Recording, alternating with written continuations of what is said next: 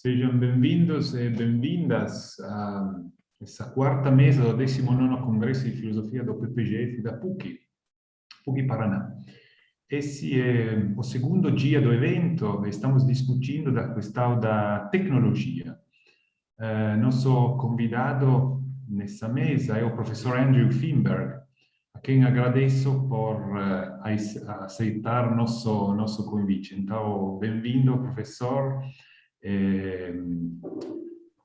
Obrigado pela participação. Vou apresentá-lo brevemente. Feenberg é professor de Filosofia da Tecnologia da School of Communication da Simon Fraser University no Canadá, em Vancouver. No passado, ele ensinou também em outras universidades, entre as quais a Sorbonne, em Paris, a Universidade de Tóquio e a Universidade de Brasília. Concluiu o doutorado na University of California em San Diego, nos Estados Unidos, em 1972. Seu orientador foi Herbert Marcuse, então um filósofo que está nos livros da história da filosofia. Sua pesquisa científica tem um enfoque na teoria crítica e na filosofia da tecnologia, entre outros temas, e por isso que convidamos hoje, porque o tema dessa mesa é a tecnologia, desculpa. O professor tem muitas publicações, livros, vou citar só alguns. Critical Theory of Technology, do 91, Questioning Technology, do 99, Between Reason and Experience, Essays in Technology and Modernity, do 2010, The Philosophy of Praxis, Marx, Lukács and the Frankfurt School, 2014, Technosystem, o último, o mais recente, Technosystem, The Social Life of Reason, do 17. E tem também alguns textos traduzidos para o português, 3 livros, na verdade, Entre a Razão e a Experiência, o primeiro, Tecnologia, Modernidade e Democracia, o segundo, e Tecnosistema, o terceiro. Tem também um texto muito interessante na internet, que um artigo traduzido para o português, A Polêmica Educação Online e o Futuro da Universidade, que foi escrito antes da pandemia, no 2015, em inglês, mas foi traduzido no ano passado, no 20, para o português. É um texto também bem interessante. Professor Feenberg, é uma honra para nós ter a oportunidade de ouvir sua palestra sobre o tema The Social Construction of the Environment, a construção social do meio-ambiente. Não terá tradução simultânea para o português, então temos que praticar nossa proficiency em inglês, mas trata-se de um congresso internacional, então vamos aproveitar disso. Thank you so much for accepting our invitation, and it is indeed an honor and a pleasure for us to have you in our Congress. It's my pleasure to give you the floor for your speech. Thank you so much. Thank you, Roberto, for the invitation and the generous introduction. I'm going to give a talk that originated long ago in 2009 at the invitation of the Social Technology Network in Brasilia, their international conference in Brasilia. That's the Rede de Tecnologia Social, which was at the time at the forefront of ecological eco-agriculture. I'm not sure what it's become since, but what happened?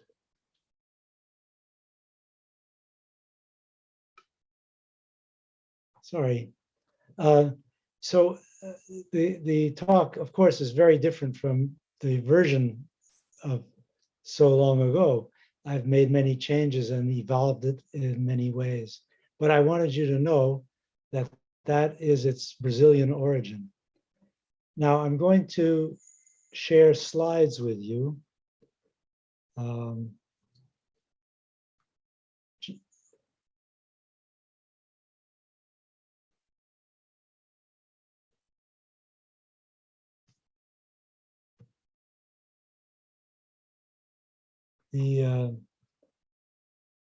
Somehow the title got lost. The title is Technology and Human Finitude. And it's a talk that will touch on ecology insofar as it is an evidence of human finitude, of the fact that we belong to an environment.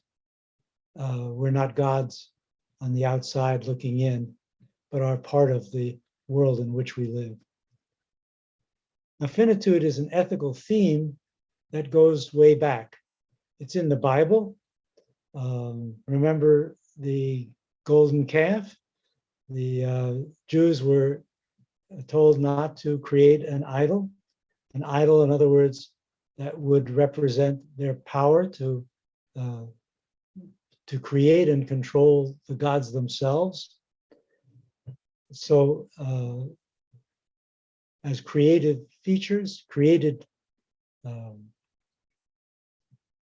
creatures, human beings were supposed to look up to the gods and not create them down below. The Greeks had a similar idea. The Oracle of Delphi had inscribed on the temple wall, "Know thyself." Now, they were not thinking here of psychoanalysis. What you were supposed to know when you knew yourself was simply the fact that you were a finite individual, not a god, a mortal rather than an immortal. And the Greeks had a word for people who don't notice their own finitude. They called that hubris, overweening pride, the belief that one is in fact more powerful than one ever really can be. And hubris, I think, is an excellent term for talking about the ethics of technology. It's hubris to think that we human beings can control all of nature. And that, of course, is the predominant view of technology in our time. I'm going to show you an example of the limits of human power from a very special incident. This is the explosion of the first nuclear device, the atom bomb. J. Robert Oppenheimer was the physicist who was in charge of the project that created this bomb. It was first exploded in the New Mexico desert in a test. And he was there.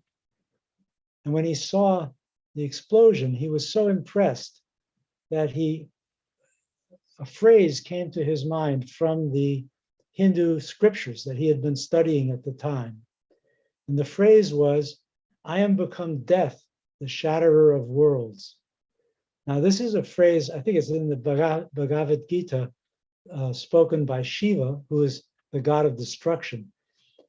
Oppenheimer, in other words, identified himself with a god because he now had the power to transform the world, to destroy the world. He had invented an absolute technology, one that has no limits. Now, the dream of such an absolute technology goes way back. Archimedes said that he could move the earth if he had a place to stand and a long enough lever. People have always dreamed of escaping their limits and controlling the world. Oppenheimer had the chance to actually do it. But this was not the end of the story, because very shortly thereafter, he came to a realization. This bomb was not going to be unique to the United States.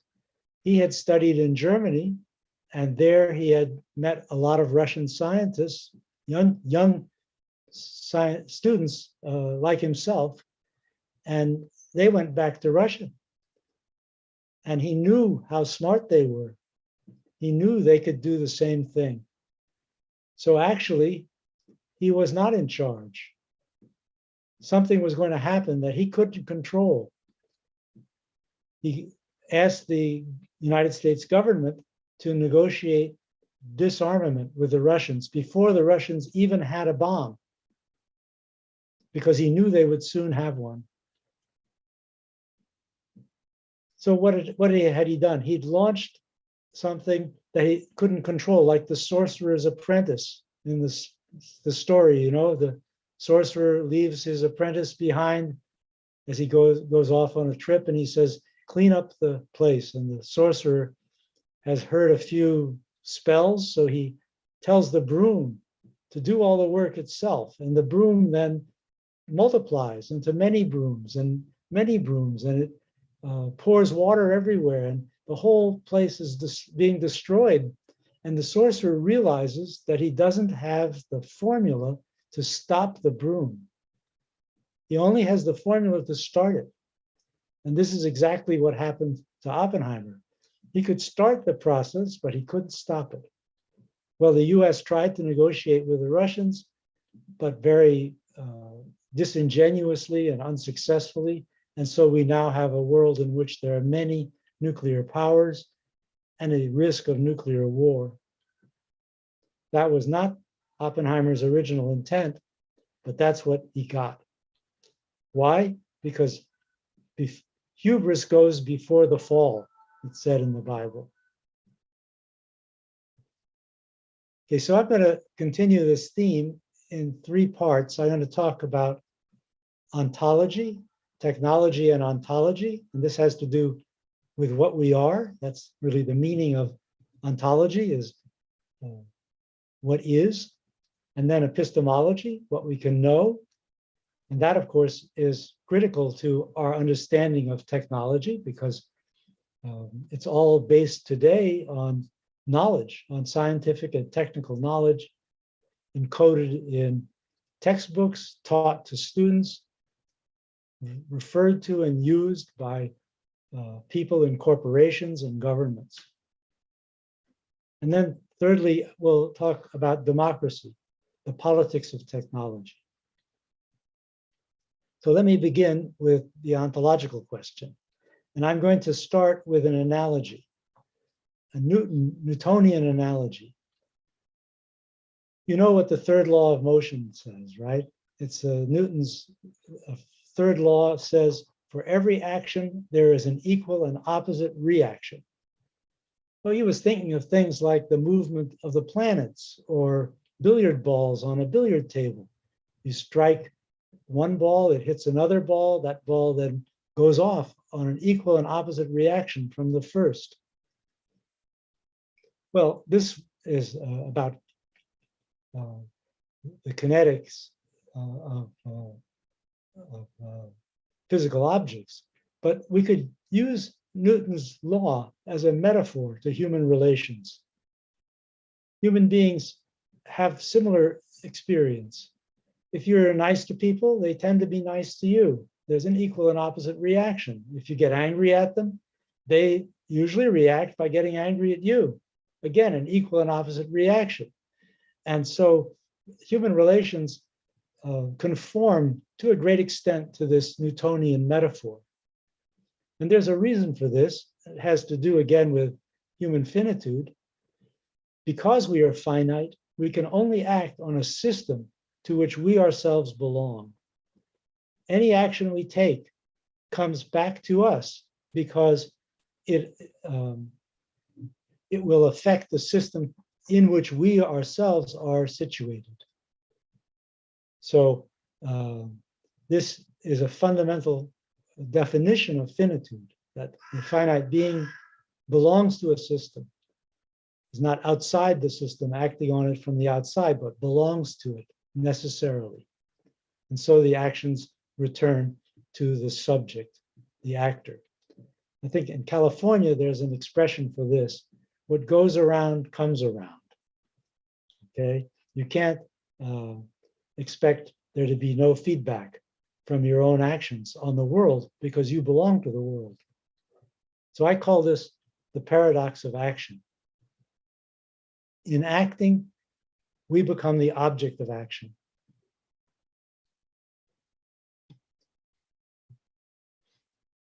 Now, technology is peculiar among the various ways of acting that human beings engage in because technology appears to defy Newton. Think about it. When you act technically, you change the object of your action a great deal, but you yourself change apparently very little. So the hunter shoots the rabbit is dead, and all the hunter feels is a little pressure on his shoulder from the stock of the gun. There's a disproportion between the effect of the actor on the world and the world's feedback to the actor. This is a non-Newtonian, apparently a non-Newtonian kind of action, which seems to defy the finite nature of the human being. And, however, I will argue that this is an illusion. There is always feedback. It's just not in the form which we normally expect, so it can be overlooked for a time.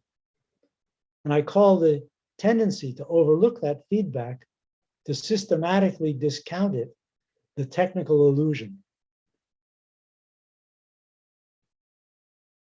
Now let's look at the types of feedback that actually exist. Even though the hunter may not feel much and the rabbit is dead, there's a lot of stuff going on in the context of the action, in the context of all technical action that affects, that results in a feedback. So in order to get at that, you have to enlarge the context in time and space. If you look at a wider view of the time and space of action, you then discover that the actor too is affected, and not just by a little pressure on the shoulder, say in the case of our hunter. The actor is affected much more deeply, as we'll see. So there are several different kinds of feedback that become apparent when you enlarge the context. The most obvious today, everyone is talking about it, is pollution. This is causal feedback. In other words, your causal action on the world results in a causal action on you. You drive your car, causing pollution to come out of the tailpipe, and that pollution comes back to you as problems with your lungs or your children's asthma or dirt on your laundry. But in any case, you suffer the causal feedback from your own action, even though when you're driving your car, it seems like there is no feedback at all. You're perfectly at peace there, listening to the Beatles on your radio. But in fact, there is this causal feedback going on all the time. And secondly, there's feedback to meaning.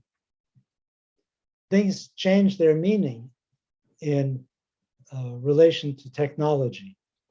And this affects specifically time, space, and nature, as well as the identity of the individual actor. So let me go through these four types of feedback to meaning. Space changes. Well, that's pretty obvious. What was near and far 100 years ago is not the same today. Now we move so fast that things that were almost unreachable 100 years ago, now just call up the airline and you're there. Same thing with time.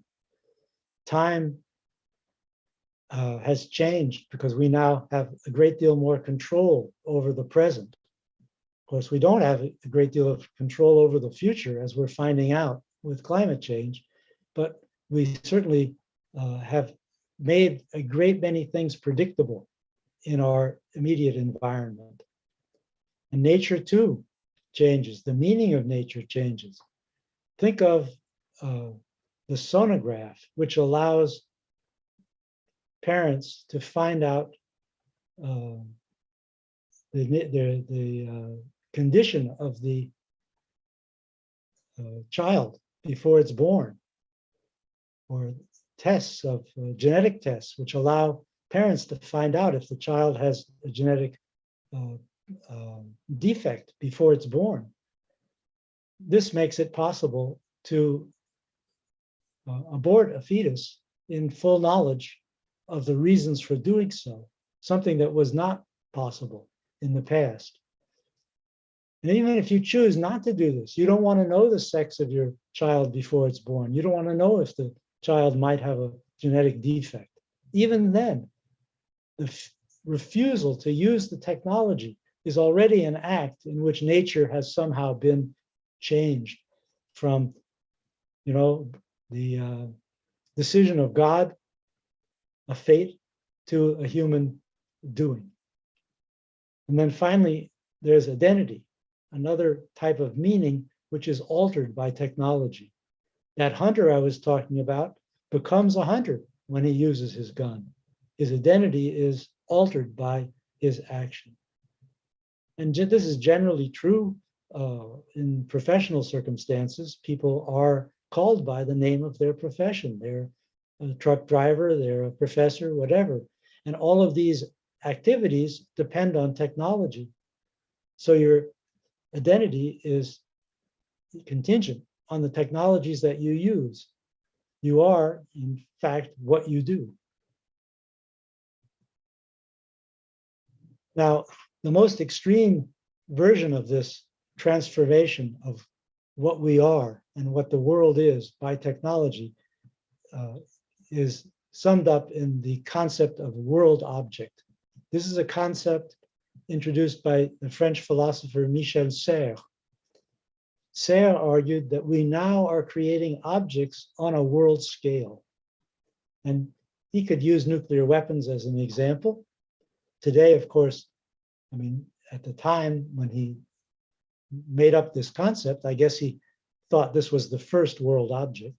But now, of course, we know that world objects have been bubbling along since the mid-19th century, when we started to use coal and oil. Climate change is the biggest world object yet. We're changing the climate. We're affecting the world on a world scale. And this business of creating world objects has really changed our sense of what technology is and how we must deal with it. We no longer think of each technology as a separate, isolated form of progress. We now worry that technologies affect the world. They interact. They require us to envisage control, because progress is not simply a straight line. It may go over the cliff at some point if we're not careful. So we have a sense of technology as something that we need to control. But our difficulty is that we are not very good at controlling the technologies. We're much better at creating them than we are at controlling them. And there's a long heritage of technological hubris, which makes people think that they don't really have much of a problem after all. Think of all the delays in addressing climate change. Think of the failure to develop a nuclear proliferation regime in the very beginning that would have protected us from nuclear war. A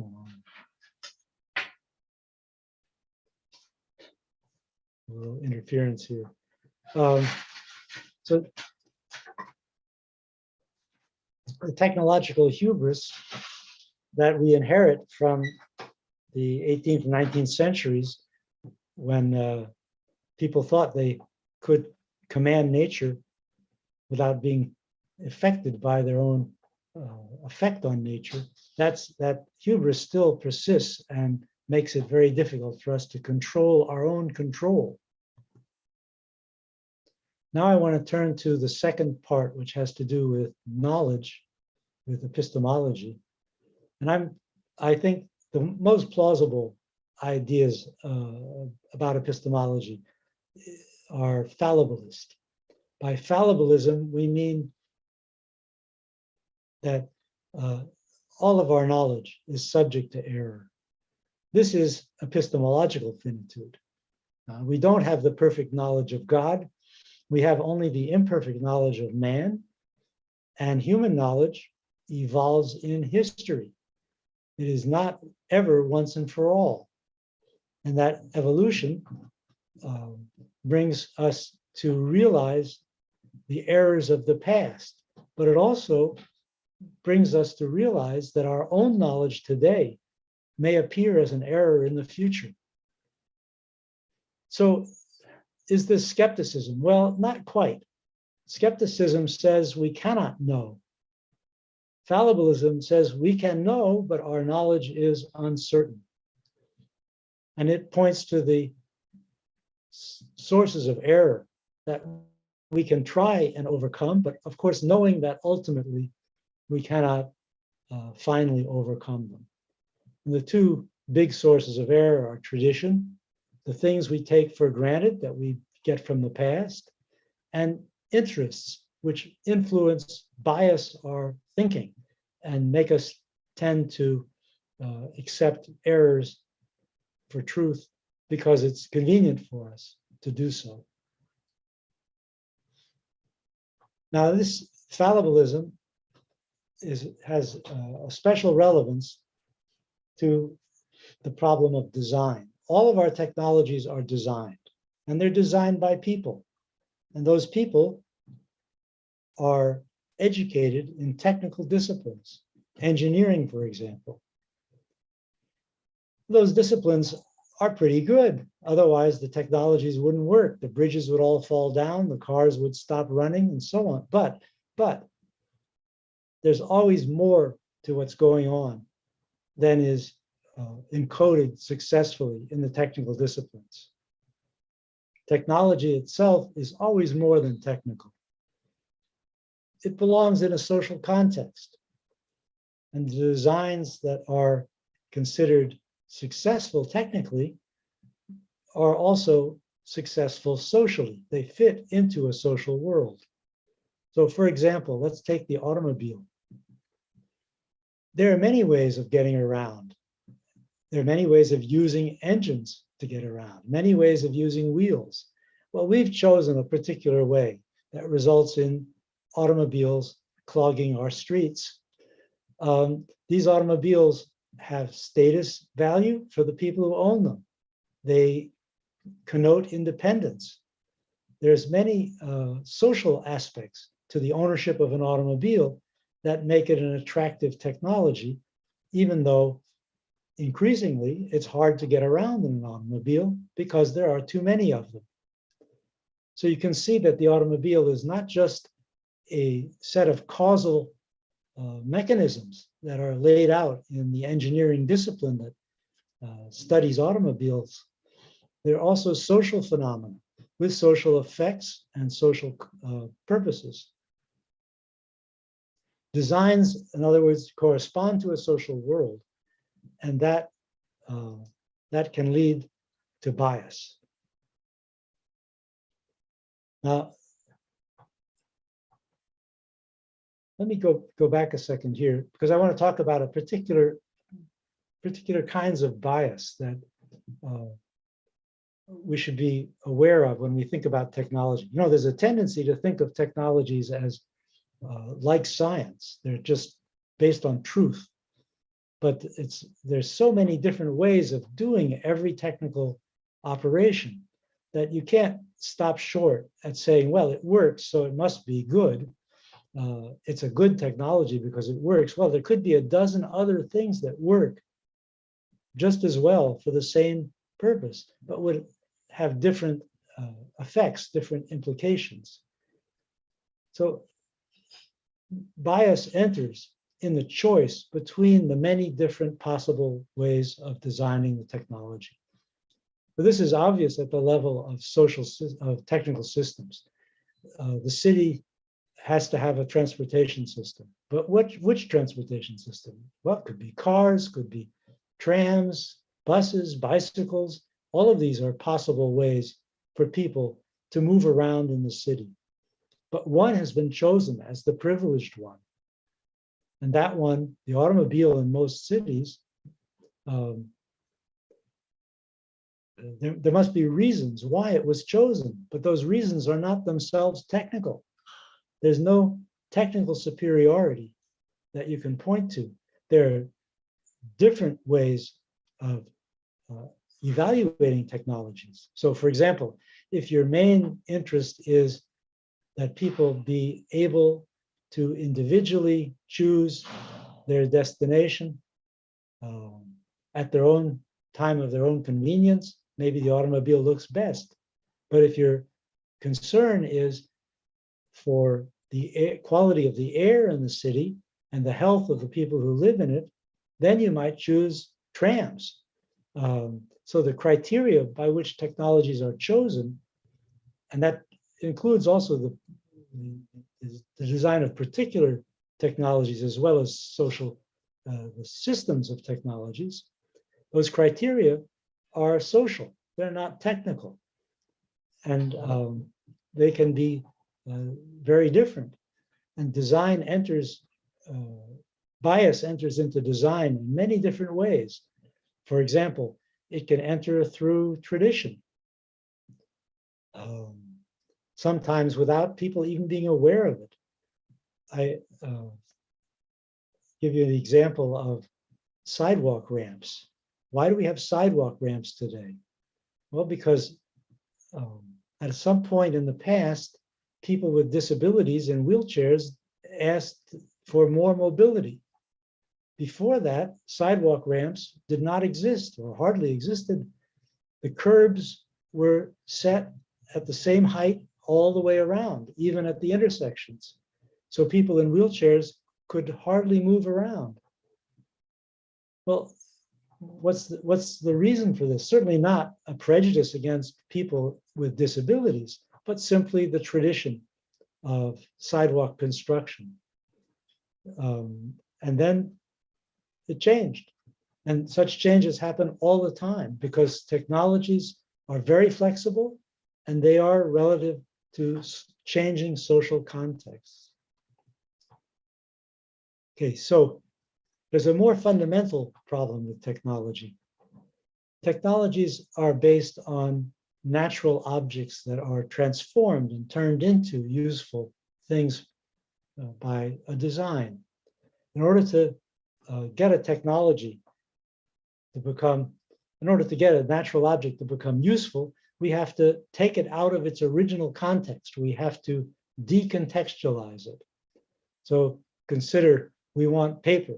To get paper, we need trees, but the trees have to be cut down and removed from the forest. Their original context is lost, and what is lost with that are all the services the trees performed for the ecology in which they were situated. No more birds' nests, no more bugs. All that is removed. The trees are stripped down to lumber or to, in the case of paper, to a mash. And this decontextualization of technology, of nature, produces something useful. But nature is incredibly complex, and the simplifications can lead to problems. The simplified version of the natural object that we use in our technology may actually not work in exactly the way we expected. Things can happen that we did not intend. So here's an example. This is the Fukushima Daiichi nuclear plant, which blew up when the tsunami overwhelmed the reactors. So what happened? Well, they built the reactors on a cliff overlooking the ocean. They needed to draw water from the ocean for the reactors and expel water to the ocean. and the cliff was too high, so they lowered it somewhat. They lowered it to a point where it would be safe for a tsunami that might occur once every 100 years. I can't remember actually how many years, but anyway, they had calculated that there could be a tsunami and they would be safe for a certain number of years. Well, then what happened was, of course, that the tsunami was bigger than they expected. It poured water into the plants. And here's the worst of it. They put the generators, the emergency generators, in the basement of the plants. So the first thing that was flooded were the emergency generators. And then it was impossible to control the reactors because they had no more power. And the whole thing was destroyed. A lot of radioactivity released. The whole region of Japan depopulated, still is. So what does this mean? It means that nature is complicated. You think you've got it down pat, you think you understand it, you think you've got it under control, but it's so complicated that it's very difficult to get that degree of control. Now, we do sometimes do a pretty good job. For example, commercial aviation is pretty safe. But why is it safe? It's safe because the many simplifications that were unsuccessful and resulted in accidents were studied after the accidents, understood, and the next iteration of the aircraft no longer suffered from those flaws. And so we learn, we're fallible. We learn by our mistakes. And in the case of aviation, a certain number of people died while we were learning. With nuclear power, it's a lot scarier. And it seems unlikely that we will be willing to undergo the number of errors that's like the Fukushima or the Chernobyl or the 3 Mile Island errors. Seems unlikely we'll be willing to undergo the number of errors necessary to make nuclear power truly safe. So it's probably a doomed technology. Well, there are people who disagree, but this is my conviction.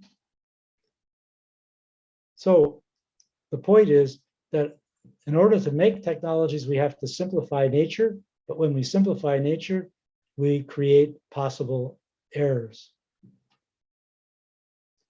that will come back to haunt us because we are fallible, because we are finite. Now, the more powerful our technology gets, the more disruptive it is. And sometimes these disruptions affect people so strongly that they protest. They react back on the technical experts and demand that they fix and improve the technologies which are harming them. I think of this as a kind of feedback. The protests of people who object take the form of feedback based on experience. The protesters call attention to contexts that have been left out, simplifications that don't work in the original design. And they formulate their protest as values. For example, in the case of air pollution, the value that's in question is health, right? So the protesters, the people who object, who ask their congressmen to intervene to make the cars safer, less polluting, or who actually go out in the street and demonstrate, these protesters come forward with a value, with talk, because values really take the form, right, initially, of talk. We demand less polluting air, better health. On the other side, there's the facts of technological life. And the people who defend the existing technologies say, well, these are the facts. This is the way it is. This is the way it must be. But if the protest is strong enough, those values will get translated into new facts. The technologies will be redesigned to translate the values into new specifications, and ultimately even into new chapters in the textbook. Think of the automotive engineering textbooks of 1952. Would they have a chapter on air pollution problems and how to deal with them? Probably not. But at some point, public protest over air pollution resulted in a new chapter being added, which talks about catalytic converters and new ways. I'm forgetting the name of the new carb system that replaces the carburetor, fuel injection, and so on. Different ways of reducing air pollution. There's also cases where there's unexploited potentials of technologies. The people who design the technology have a certain idea of what it's good for, and they don't notice that it might be good for something else. And in those cases too, users or ordinary people can call attention to the unexploited potential. That's what happened with the internet. When it was first designed by essentially under a military contract in the United States in the 1960s, the original version of the internet did not have any system for human communication. And some junior engineer thought, we're using this technology to transmit files to computers at different universities so they can process the data. The same system that transmits the files could transmit personal messages. And this guy invented email. So it was not part of the plan at all. It came out of the blue. And we've seen this with many similar communication technologies, where new potentialities are exploited by people who are not part of the original design network, but who came later, often users, and innovated changes. This is, for example, what we used to mean by hacking before it became a bad word. The hackers were users of computers who innovated new programs and new functions. We still have them today, and they're still active. Now they're working with blockchain and crypto and so on, and they're still trying to introduce new functions into a technology that looks pretty finished to most of us, but which they see as having unexploited potentials. So I summarize this with the notion that values are the facts of the future. Any technology that you are used to using today and take for granted as simply a technical object, in fact, incorporates values that were translated into its design at some time in the past. So there is no technology which is not already infused with values from some earlier time. And presumably, all the technologies of the future will embody values of the present.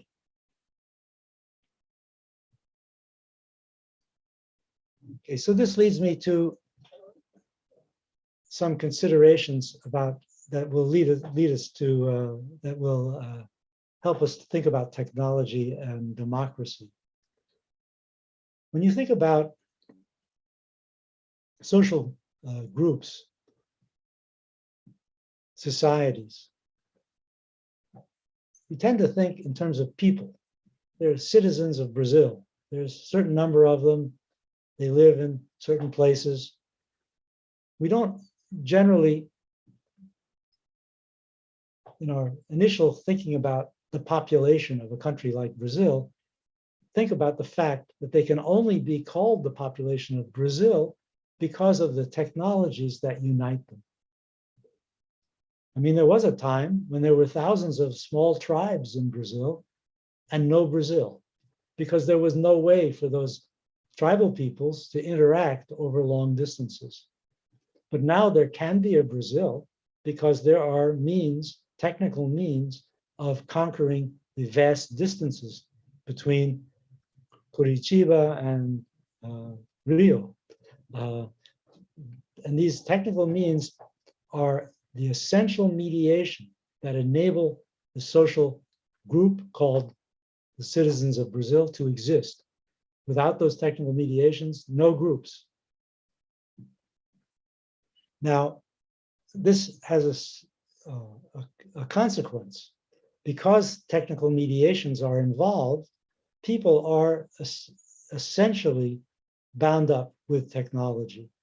It's not an accidental thing that you just use. It shapes your existence.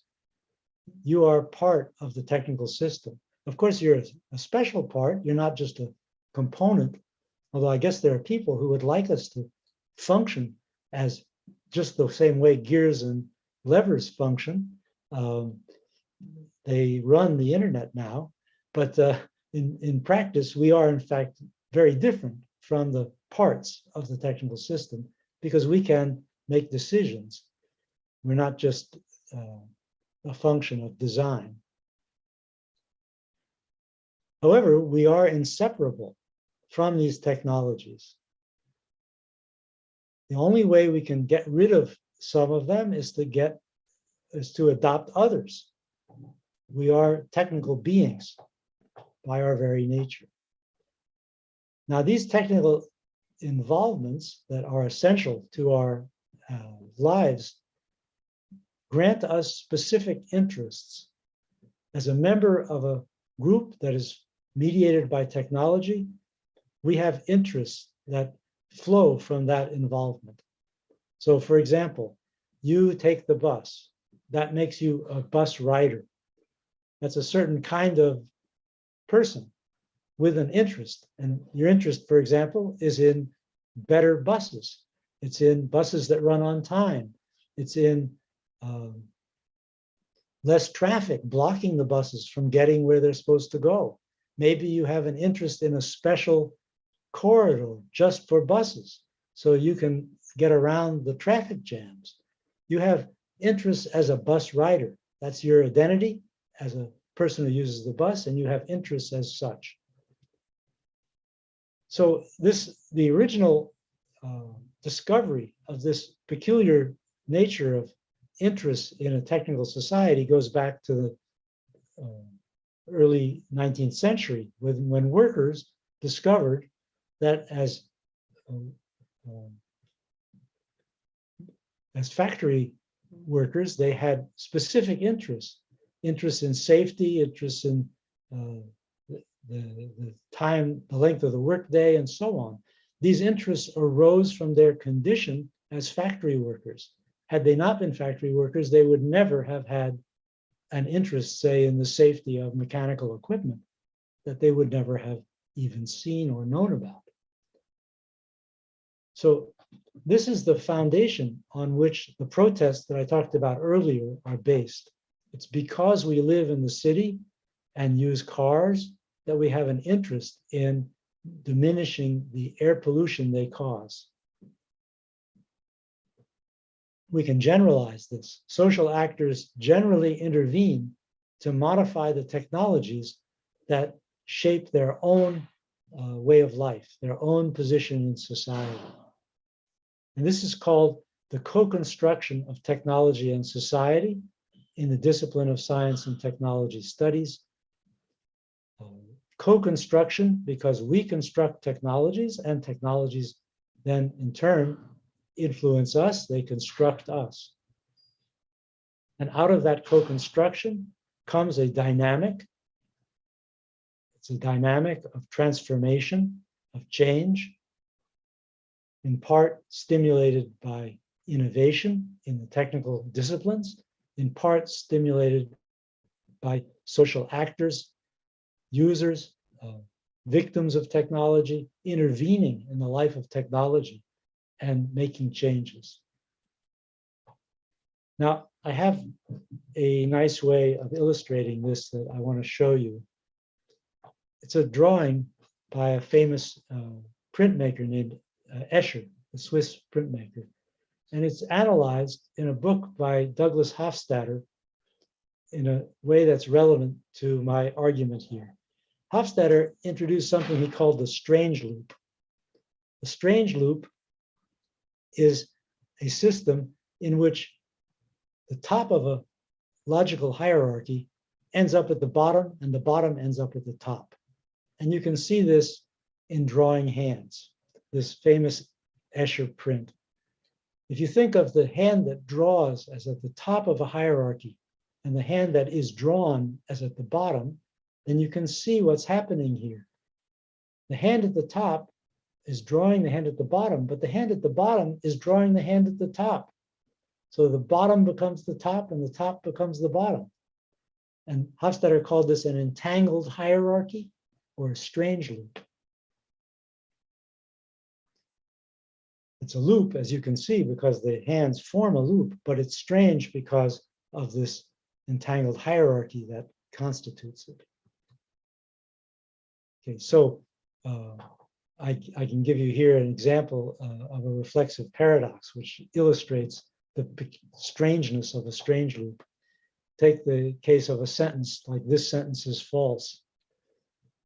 The sentence contains the word this, which refers to an object. If I say,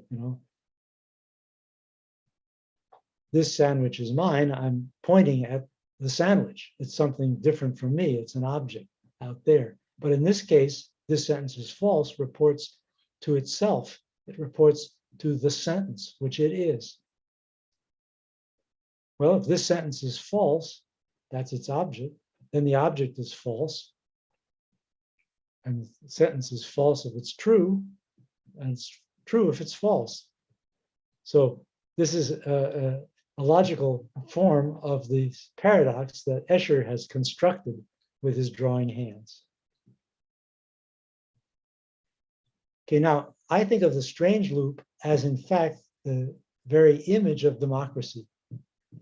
The public is constituted by the technologies that bind it together, but it in turn transforms the technologies that constitute it.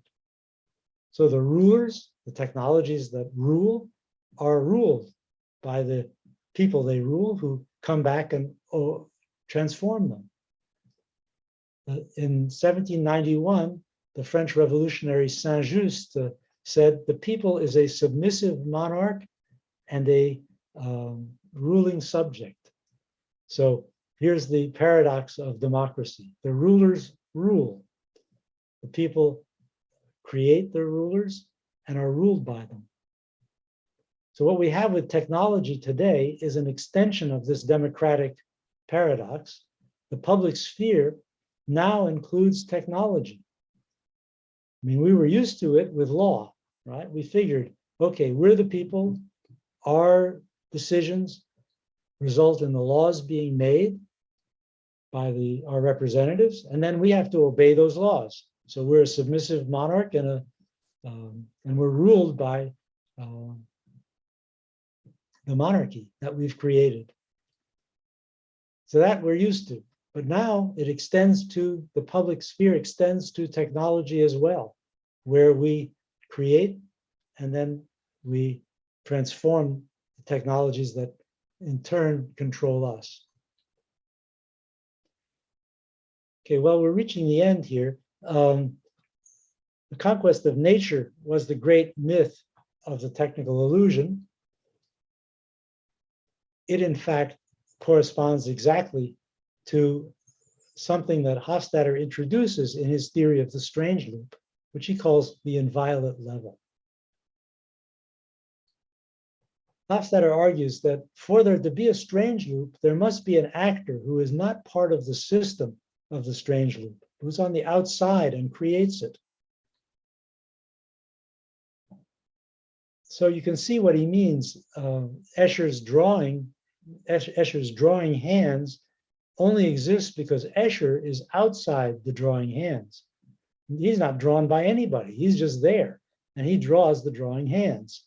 And that's, Escher occupies the inviolate level. He's outside the system. But that's exactly the structure of the technical illusion. That's what makes us think we can conquer nature. We're outside nature and we conquer it. We enact the technical illusion when we create technologies without concern for their consequences, their unintended consequences for us. But we are part of the nature we conquer. We're not like a god on the outside looking in, like Oppenheimer's Shiva. And this is, in fact, the meaning of our finitude. that there is no inviolate level. F. Scott Fitzgerald, the American novelist, once wrote, of course, in a different context, I think he was thinking about the tragedy of success. He said, the victor belongs to the spoils. The victor, the guy who wins the war is in fact himself part of the spoils of war. And that exactly describes the problem of the conquest of nature. Now, Escher liked topological paradoxes, and I'm going to show you some here so you can see a way of, an amusing way of relating to his notion of the inviolate level and the failure of that whole concept in the case of technology. It has to do with the responsibility of the technologist. But here's an example of the sort of thing Escher liked to draw. It's a topological paradox. You can't see what's up and what's down because everything is both up and down. Well, a cartoonist published in the New Yorker a very cute cartoon making fun of Escher and his famous print drawing hands. And this is what it looks like. It's a topological paradox. You can see that the beam, the central beam there, is impossible. It's both in front and behind the guy who's yelling. And he's yelling at Escher. He says, Escher, get your ass up here. Escher, you have to fix this. You've screwed up. And this is, in fact, exactly what we do when we protest the failings of the technologists in our midst. Okay, I'm going to finish there. I have some books in Portuguese. So if you're interested, you can pursue this further.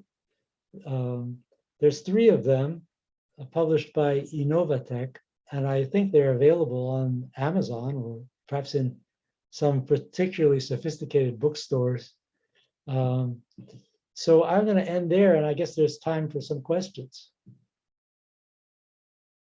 So Roberto, you want to take over? Yes, yes. I really appreciated your speech. Thank you so much. So many interesting ideas and inspiring reflections. So your lecture in 3 parts. I also enjoyed very much your method. So ontology, epistemology, and then democracy, or the political view, or the ethical political view. Very, very interesting. I have some questions actually. So the keep of the Congress helped me gather some questions. Maybe if you agree, I can start reading you the first 4 or 5 questions, and you can answer to them in a block, or you prefer me reading them one by one to you as you wish. I think one by one, I'm more likely to remember them. Okay, yes, great. So let's go with, let's go with the first one. Okay. Which is by Gelson, and so he asks you, well, first he says, a great honor to hear your conference at our Congress. Could you explain us how you relate the ethical challenge presented today with your thesis on the democratization of technology? So something more on this, if you can. The ethical challenge. Well, you know, my feeling is the ethical challenge is ultimately tributary of the political challenge. I mean, there's a tendency on the part of a lot of people who write about technology to think of our problems as personal. There's certainly, for example, if you eat less meat, that's good. If you drive less, that's good. Don't take the airplane, that's good. These are ethical acts that have an impact on sustainability. And there's no doubt that they do. And if multiplied sufficiently, they would make a difference. The problem is that it's very difficult to multiply them sufficiently to make the kind of big difference that you can get from a single government regulation that reduces the level of pollution, say, or the makes it more expensive to use fossil fuels. So the big impacts are likely to come from government decisions that are themselves pushed by ordinary people who demand, for example, that we do something about climate change before it's too late. That doesn't mean that there's no point in making personal ethical decisions, but I think that we have to be very careful not to allow our sense of ethical obligation to substitute for engagement with the political process. Thank you. May I add something in this regard? So it's my question is, so as regard politics, is the democratic system the most effective in dealing with these issues, or maybe other kinds of political systems could be more effective? Not that I partake in this, but you know, I'm playing the devil's lawyer, so I'm curious about this. Well, in antiquity, there was the idea of the wise ruler, Socrates, Plato's philosopher king. And there have been a few in modern times, a few dictators who were successful at improving aspects of their society, although they tended to torture and kill a few people in the process. I'm thinking, for example, of Park in Korea, who developed the economy of Korea, but he also was a pretty brutal guy. So you can point to a dictator like that and say, well, if we had a guy like that, he could fix things. The problem is that almost every dictator since, I mean, we have a whole bunch since World War II, right? With decolonization, we have lots of new nations and lots of them have dictators. And almost every dictator we've got is a crook.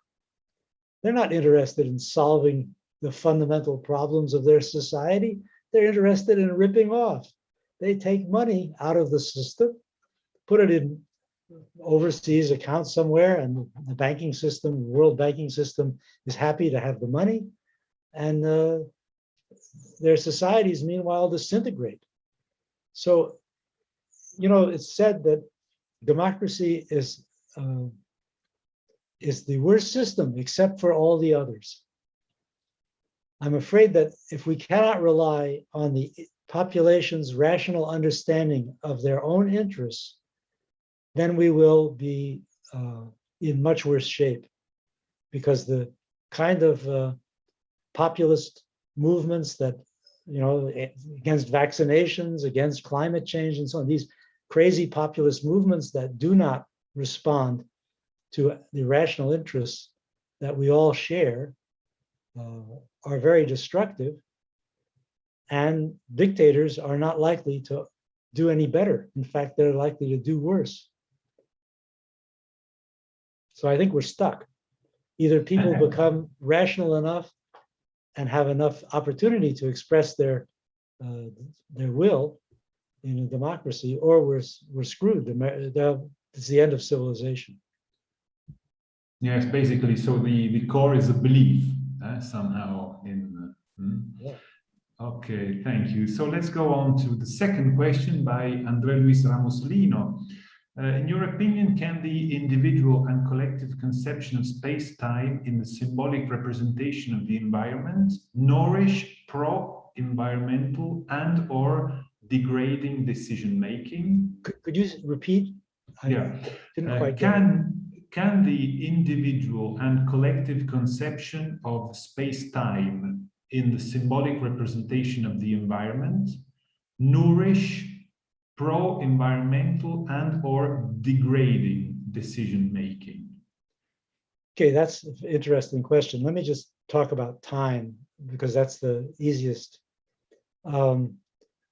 Obviously, we have two different ways of thinking about time. There's short and there's long, right?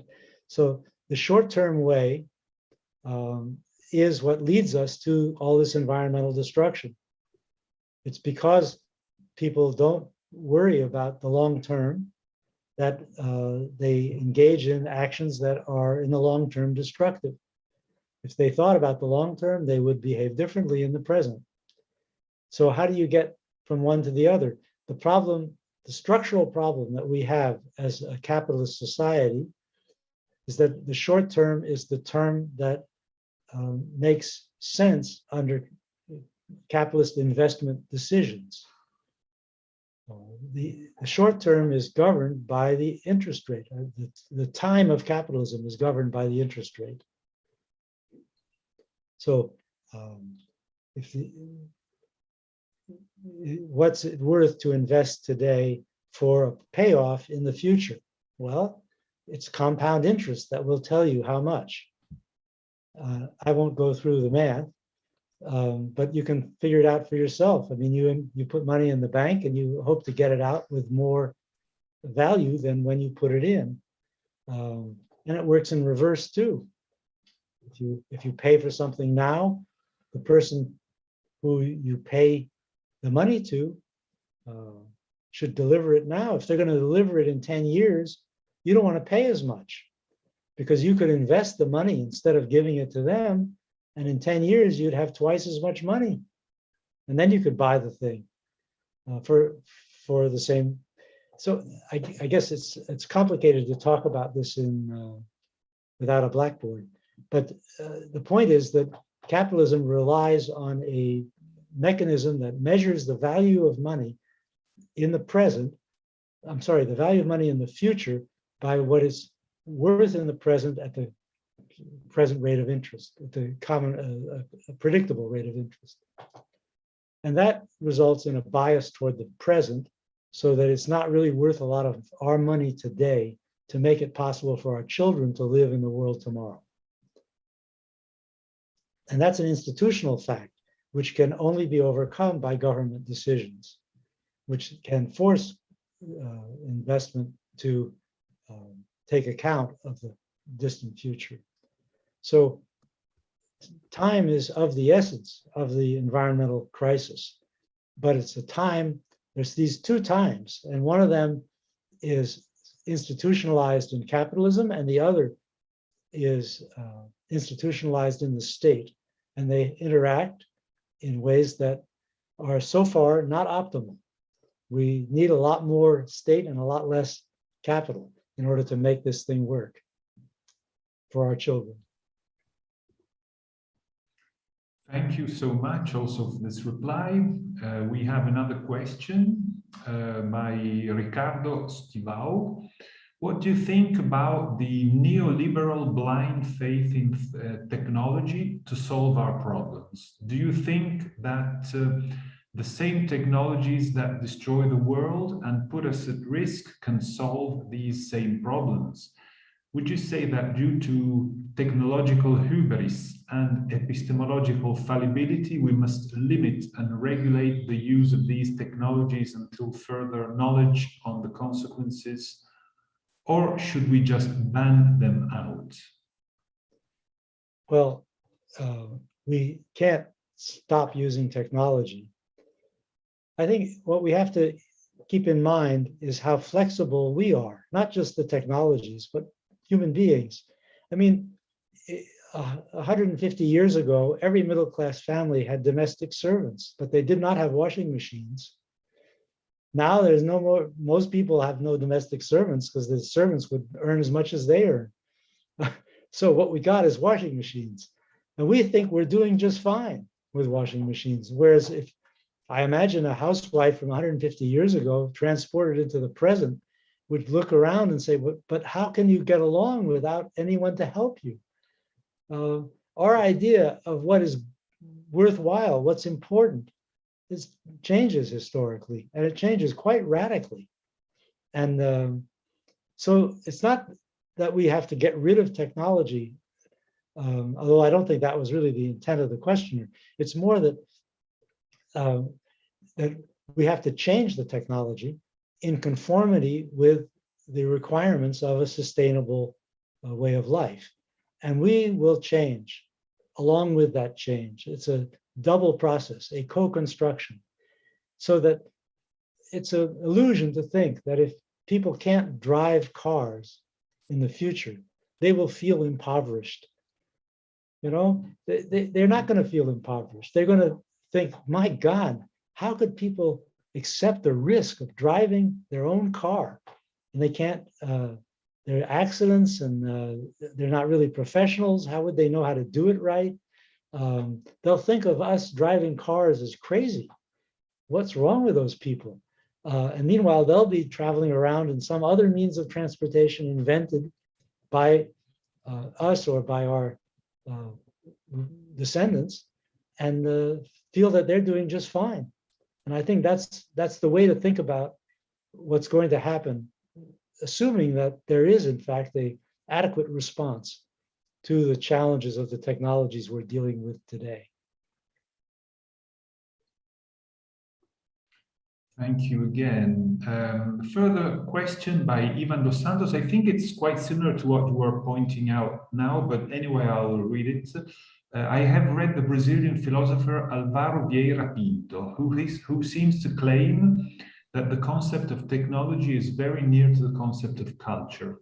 In your analysis, how much to comprehend the idea of technology is it required to comprehend the idea of culture? Well, I think for an anthropologist, there's no question, but artifacts are part of culture. And the difference with us is that our artifacts are based on sophisticated causal knowledge that's encoded in texts and taught in schools. They're still artifacts and they're still cultural. And an anthropologist of our time would find culture in them just as easily as he or she would in a tribal society without any modern technology. So I think the author that you're citing is correct, that technology is part of culture, but the difference between the way in which culture and technology interact today and the way they interacted throughout all of previous human history is that we no longer, our technology is no longer primarily created by craftsmen, but rather by technical experts. And that has many consequences, a kind of alienation that gives rise to the illusion that technology is purely scientific, that it can't be changed because we depend on it. And, you know, it's like a scientific law, it's inflexible and absolute. All these illusions stem from the fact that we've lost the craft system and taken on a new system of expertise, of technical expertise. But these are illusions. The reality is that there are other mechanisms, other complicated, more complicated mechanisms by which we still interact with the technologies, and they still are part of culture. Thank you. So in this reply, you expressed even more clearly your critical theorist specificity, and so very well. The next question, I think we can read 3 more questions. There are very many questions in the chat, actually, so you're... That's good. It's always good, no? But we can have 8 to 10 minutes more to discuss. So the next question by Caio de Castro is, in the 21st century, do we need a new ontological approach to understand how technology can affect us, who we can become with this influence in our daily life? So the topic is the ontological foundation. You know, ever since Bruno Latour introduced, he and his colleague Michel Calon introduced what is called actor network theory in technology studies, there's been a flowering of new ontologies and lots of talk about how the real cause of our problems with the environment is our bad attitude toward nature. Now, we do have a bad attitude toward nature, at least that's the historical heritage of the last few centuries. and this is what I designate with the phrase, the conquest of nature. That's the bad attitude, right? The notion that we are somehow outside nature and control it from the outside. And that gives rise to indifference to the unintended effects, a tendency to underestimate the dangers of technology. I mean, if we're outside, it can't harm us. However, I mean, these new ontologies tend, in the end, to point back to opinion. It's an opinion that we have that is our problem. But no matter how much we revise our opinion in accord with Bruno's wonderful ideas or those of the new materialists or the other ontologists who are telling us how to solve our problems, no matter how much we revise these ideas, the institutional structures of the problem, and those will not change simply because people have decided that they're not going to conquer nature. It's not about us, it's about the institutions. And so I do agree that we need an ontology that recognizes our finitude, and these new ontologies do that. But we also need a clear understanding of the institutional system, which is ultimately the engine that drives the whole thing toward disaster. And without that, without a clear critique of capitalism as the basic and fundamental system for organizing resources and determining the future, without a critique of capitalism and new ideas about how to regulate it, how to control it, and in some instances, how to replace it, we're not getting there.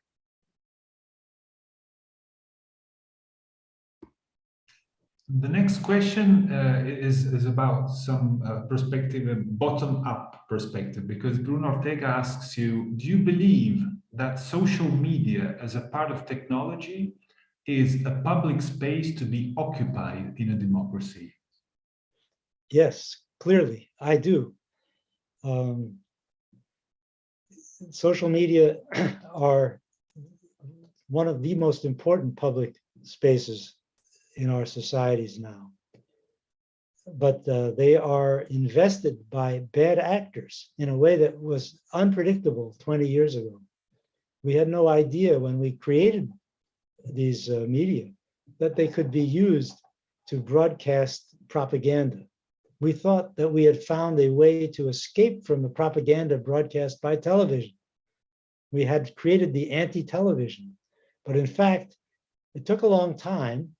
But new actors have emerged who have proven clever, innovative in manipulating the system, so that now all kinds of terrible things are happening on social media, and we have very little control. So yes, social media are part of the public sphere and they're important, but they need to be managed in some way to prevent them from being instrumentalized by essentially fascistic organizations, actors.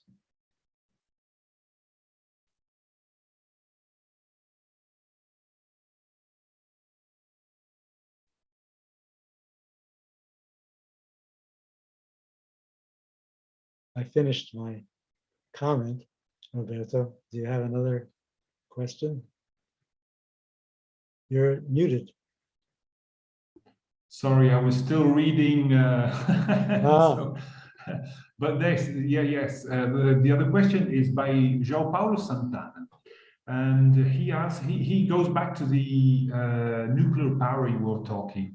And he asks, in a way, nuclear power is still the most clean way to get energy for our houses. Do you believe that nuclear energy will someday be safer as it is clean?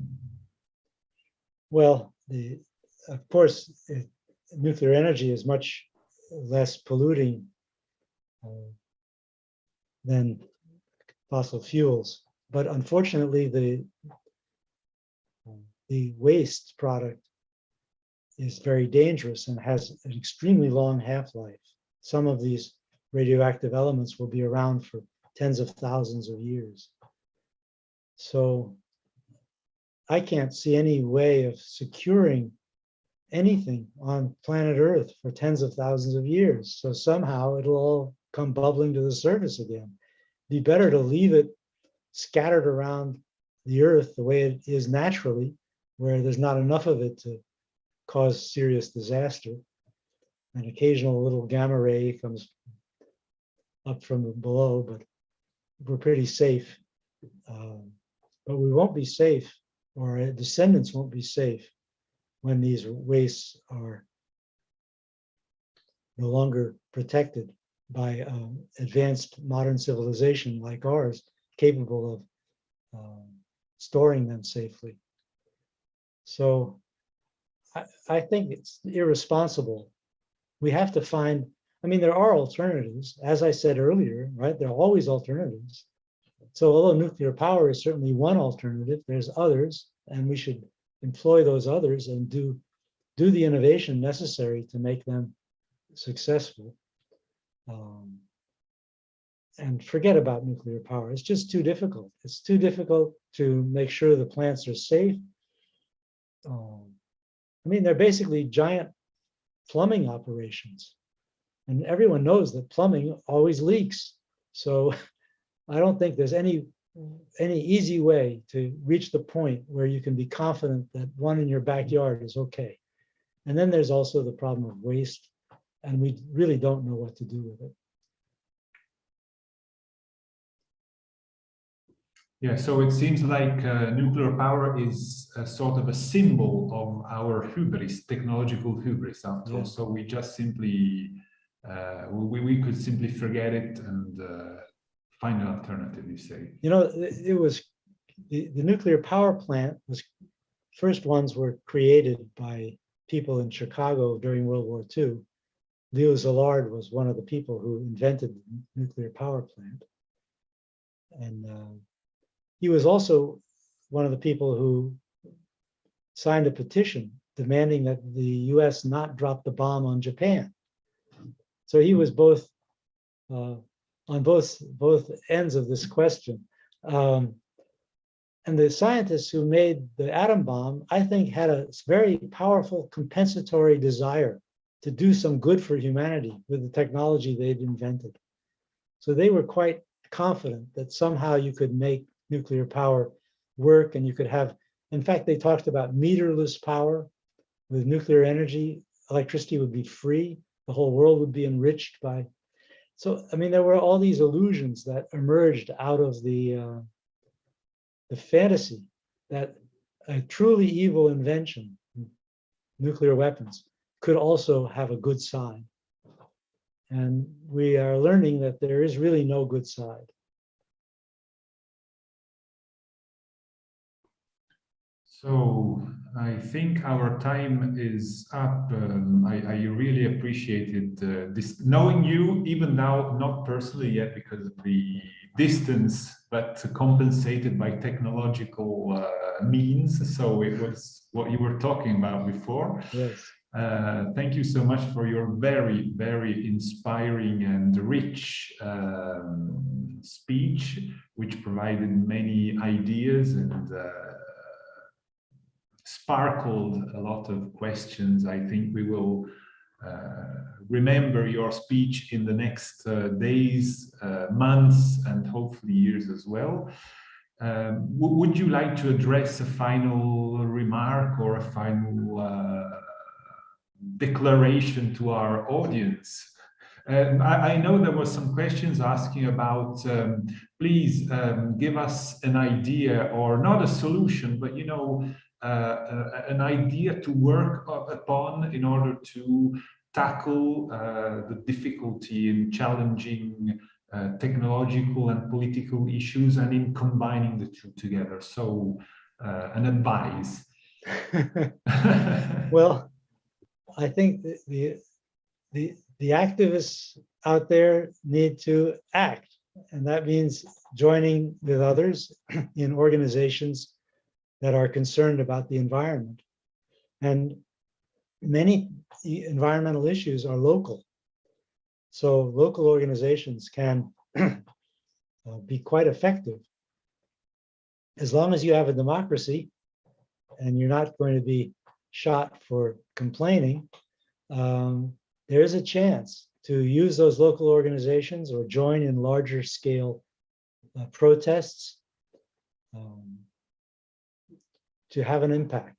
And I think even the small things are important, not just the big ones, for sensitizing opinion, for beginning the process of making it self-evident to people that they have to control technology, that they have to be involved in co-constructing it and not simply take it lying down because it's authoritatively delivered by corporations and governments.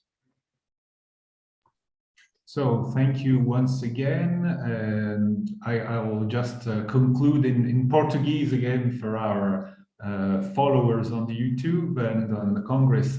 Queria ainda uma vez agradecer ao palestrante de hoje, o professor Feenberg, que estava com uma pequena doença, então foi muito, teve muita generosidade ao acompanhar-nos. Obrigado pela sua fala e a disponibilidade, a generosidade, e agradecimentos aos participantes pelas perguntas. Parabéns pelo debate, que foi bem interessante e inspirador. Então, obrigado pela participação e até a próxima. Só queria lembrar que às 16 horas tem as mesas de apresentações e às 17h30 o nosso mini curso sobre o negacionismo à questão ambiental. Enfim, amanhã, o último dia do congresso, será sobre a questão das subjetividades. Então, ainda uma vez, muito obrigado. Thank you so much, Professor Feenberg. Thank you. It was very nice to stay with you here. Bye. Até a próxima. Um abraço.